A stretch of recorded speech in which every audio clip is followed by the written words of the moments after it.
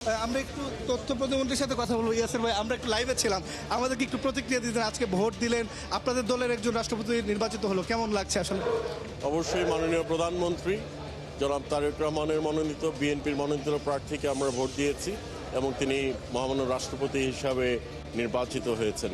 ঠিক ৩৫ বছর আগে এরকম রাষ্ট্রপতি নির্বাচন হয়েছিল এবং আমার মরহুম পিতা সাবেক সংসদ সদস্য রাষ্ট্রপতি নির্বাচনে ভোট দিয়েছিলেন এবং আমি একই আসনের সংসদ সদস্য হিসাবে নন্দাইলবাসীর সংসদ সদস্য হিসাবে আজকে রাষ্ট্রপতি নির্বাচনে ভোট দিলাম।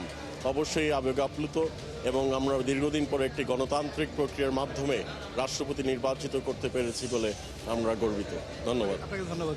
কথা বলছিলাম তথ্য প্রতিমন্ত্রীর সাথে, আমরা একটু আরেকজনের সাথে কথা বলবো। একজন বিএনপি মনোনীত যিনি সংরক্ষিত আসনের এমপি বিথিকা বিনতে হোসেন, আপনার সাথে একটা মিনিট যে একটু যদি প্রতিক্রিয়া দেন যে আসলে এই পুরো নির্বাচনে ভোট দিয়েছেন, ৩৫ বছর পর ভোট হলো, আপনাদের একজন প্রার্থী রাষ্ট্রপতি হলেন, কেমন লাগে? এটা তো অবশ্যই একটা এক্সেলেন্ট একটা অনুভূতি। আমাদের এমন একজন সজ্জন ব্যক্তি যাদের আপনারা সবাই দলমত নির্বিশেষে সকলেই ওনাকে খুব শ্রদ্ধার সাথে ভালোবাসেন।